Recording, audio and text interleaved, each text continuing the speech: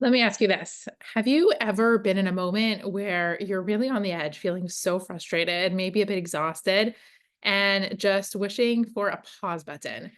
Imagine if in those moments you could find calm, not just for yourself, but for your learner, for your child. So, what are some simple, actionable ways to incorporate mindfulness and relaxation into your and your learner's daily routines?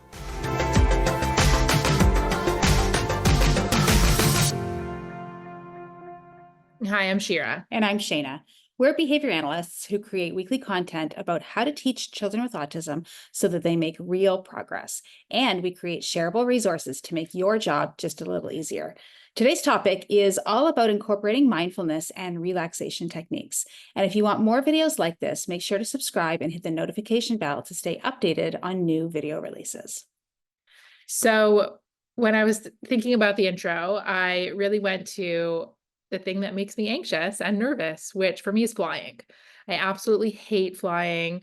I do it because I want to get where I'm going, but I know that when I'm sitting on that plane, the thing that makes me nervous is thinking about all the what ifs. What if something happens, or what if there's turbulence, or what if the engine break? I could go on and on. But the thing that I've kind of learned to do is continue to bring my thoughts back into right now. And when I'm sitting on the plane, what I try to do is just think about, what do I feel right now? Right now, everything's fine. Right now, I feel my feet on the ground. And right now, I distract myself with something that I can tap into that's happening right now. And that really works for me. And it's a similar technique that we're talking about when we talk about mindfulness. It's just being able to bring yourself back to that present moment. So I've known Shira for longer than 10 years now. And today is the first time I found out that she had a fear of flying. I hide it well. I've even flown with her, so she does hide it well, but it is such a scary fear to have for sure. Let's talk about what mindfulness is. It's such a buzzword these days. Oh, let's just mindfulness. Let's have mindfulness. Oh, let's just teach mindfulness. So, really, what exactly is mindfulness? So when I think of mindfulness, we're going to talk about it really from a behavior analytic perspective, because that's kind of what we do here, right? Imagine. Um, I think about that present moment awareness, and I think about ACT and the hexaflex. And one of those dimensions of the six dimensions of the hexaflex is this present moment awareness, which is the ability for you to accurately perceive what's happening, to gather information about whether you should change or persist, but also to really get more enjoyment from what you're doing. If you can't really be tapped into the present moment about what's happening right now, you can never really enjoy what's happening because you're really worried about the future or upset about the past. And so it's this ability to think about what's happening right now. The other thing I think about is that our thoughts affect our behavior so much. And one of the things about ACT and RFT is how interrelated those things are. So when we think about traditional ABA, we think about how it kind of goes in one direction, that our thoughts affect our behaviors. But with ACT and RFT, they go in both ways. Our thoughts affect our behaviors, and our behaviors affect our thoughts. So what we want to do really with this mindfulness approach is create more space between the thought and the behavior. Because sometimes what happens when we react so quickly to a thought, we immediately, burst into anger or cry or fall apart. And that's okay. All those emotions are okay. But if it's something that's taking you away from a present moment, where it's something you're really afraid of and you can't really separate that thought and behavior, and maybe you're so afraid that you never get on a plane, and you just have this thought that doesn't go away because what would happen if something happened on the plane? So what we want to do with mindfulness and present moment awareness is kind of what I described, is separate those two. So separate the thought from the behavior, that the rule doesn't have to be so rigid. And you have some really good strategies for that, recognizing that a thought is just a thought and it's perception versus reality. And I know that you talk lots about, locking things up into a box, or saying, okay, I'm going to access this box here. Can you talk a little bit more about that? Yeah, so I think the premise is that it's okay to have all those feelings. It's okay to feel nervous. It's okay to feel upset. It's even okay to feel angry, but we can create space in between the thing that makes us feel that way, accept that feeling, and then let it pass. And the way you let it pass is kind of coming back into being mindful and aware of what's happening right now. And then being able to make a decision. Is this reaction going to bring me closer to my values or further from my values? So if you think about my child did something that would make me really upset. So I have the thought that, how dare they do that? Like, that's not okay.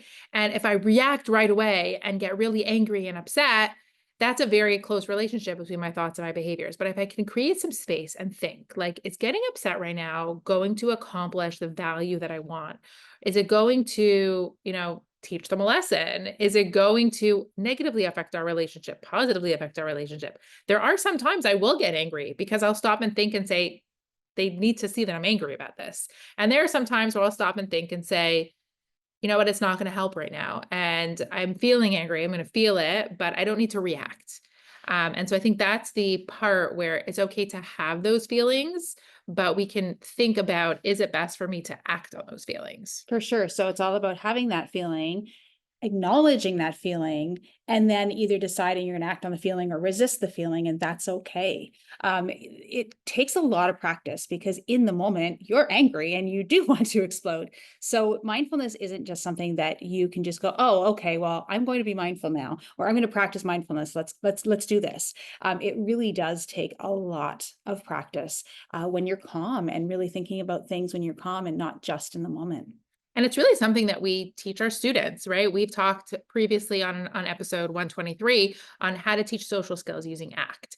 We teach our students how to notice their thoughts and feelings, how to name their emotions, and then how to really choose an action that's aligned with their values. So this overlaps really well with what we teach our students.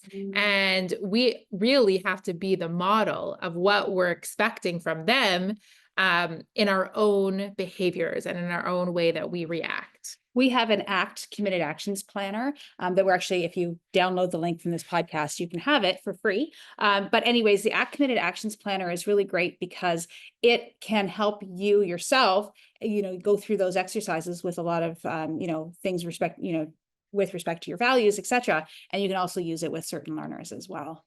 And it comes up so often when we talk about challenging behavior, because so often we expect our kids to, stay calm, and we want them to not overreact or have the feelings but don't act on them. And the only way that they can really do that is by us being a bit of a calm presence and by us actually modeling those strategies and using them for ourselves. So when we think about a child who is having a reaction or having an emotional moment, they're really relying on us to model that emotional response or how we would respond more mindfully. And if we're also getting heightened, then A, we're not helping the situation. And B, we're not really modeling what we expect them to do. We often talk about teaching our students to be aware of their emotions and be able to regulate and then use a strategy. So we want them to choose a strategy that would help them regulate. Often it's deep breathing, or it might be taking a walk. And so we need to figure out those things for ourselves because we're really going to be the person that they're learning to co-regulate from. Shira always says that you need to be a thermostat in the room and not the thermometer, because being a thermometer is you're setting that temperature, and the thermometer is, okay, I'm going to be heightened and that's that. And that's not a great example. So being able to control the temperature and control that mood, and you can do that through a lot of modeling and using these techniques yourself as well. Yeah, so we have a couple visuals for some of the deep breathing strategies that we talk about with our learners. So some of it is flower breathing or box breathing, all those deep breathing strategies. You can, members can go print those out. I'm sure you can find some online, but practice them for yourselves. Think about how that feels for you to take deep breaths, to hold your deep breath, release it slowly, all of those things. I remember a little while back, somebody asked me, like, show me how you would take a deep breath. And I was like, oh, shoot, I'm going to get this wrong. And lo and behold, I did get it wrong because it's really important when you're taking a really big deep breath to think about like really like filling up your stomach, your whole belly, because if not, and you're breathing really, really shallow, you're actually causing like, a bit of a physiological response of stress in your body. So thinking about how to really take a deep breath, because it will, regulate. If you think about people who do like deep dives, and have to regulate their breathing, they'll really fill up their body with a lot of deep breaths because it helps their body stay calm.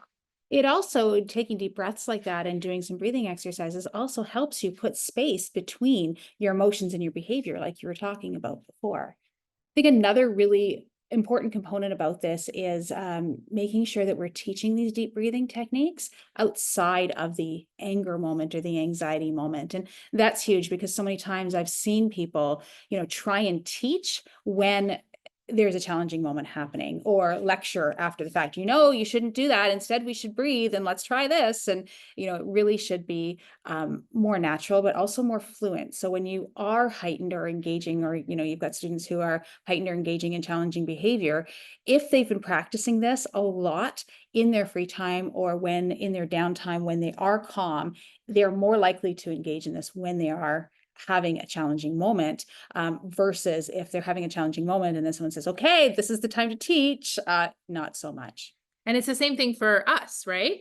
If we're in the middle of a moment, we're not going to remember to create that space or be mindful. And so it's about practicing that outside of those moments. So sometimes, if I'm stopped at a red light, instead of reaching for my phone or distracting myself, I might even just, practice taking some really big deep breaths, because if I don't do it when I have nothing else going on, it's not going to become, a habit or something that I can rely on when it is stressful.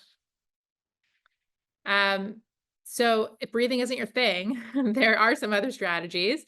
There is something called visualization, where you can kind of take yourself in your mind, if you're a very visual learner, to a place that reminds you of calm. For some people, it's their favorite place. It could be a beach. It could be being outdoors, and you could think about that in your mind, and remind yourself of those feelings and bring back those feelings, what it feels like to be calm.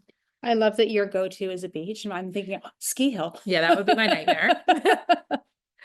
But then actually feel what it feels like in your body. So you could do this with your learners. You could practice it for yourself and think about, you're actually lying on the beach. What does your body feel like? What do you hear? What do you see? What do you smell? And really kind of getting into your body, because when you can get into your body, you have to be present. You can't be distracted, and you can't be in your body and also thinking about the future, because that's totally in your head.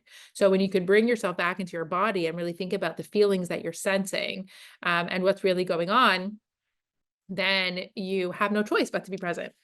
Oprah Winfrey talks about taking a shower. And when you're taking a shower, what are you thinking about? And if you're truly in the present moment, you could be thinking about what the shower feels like at that exact moment, the temperature, feeling the shower on your skin and all of that kind of thing. And most of the time I'm in the shower and I go, oh, shoot, I catch myself thinking about what I'm going to do that day or what happened the night before, that type of thing as well. So that's a nice little exercise. But catching yourself is that awareness, right? Just Yeah. being able to realize, oh, I'm getting lost in my thoughts. There's a really fun exercise where we might sometimes do with learners, where we might practice the difference between being a robot or being a rag doll. So practicing tensing their body and being all like a robot, very stiff, and then being a rag doll. So we do a lot of these exercises with our learners, because so many of them need to practice to relax and be present and be aware, because we want to teach them the skills of not reacting always or falling into challenging behavior. And so it's so important that we practice these things and we model them, do it together with the learner, but also develop an awareness for yourself, because when you're more aware, it will help you from reacting immediately, but it also really just helps increase your overall well-being. Our jobs are stressful. And so even if you're not handling challenging behavior, but you're really working with families and students and doing your best, and time is limited, and for all of those reasons, having a practice where even you yourself know how to tap in and relax and not be just constantly go, go, go and worried about the future and thinking about the past, being able to tap into that real present moment will only help you too. For more information on mindfulness and relaxation, click the link on or around this video or in the description to claim your free ACT Committed Actions Planner.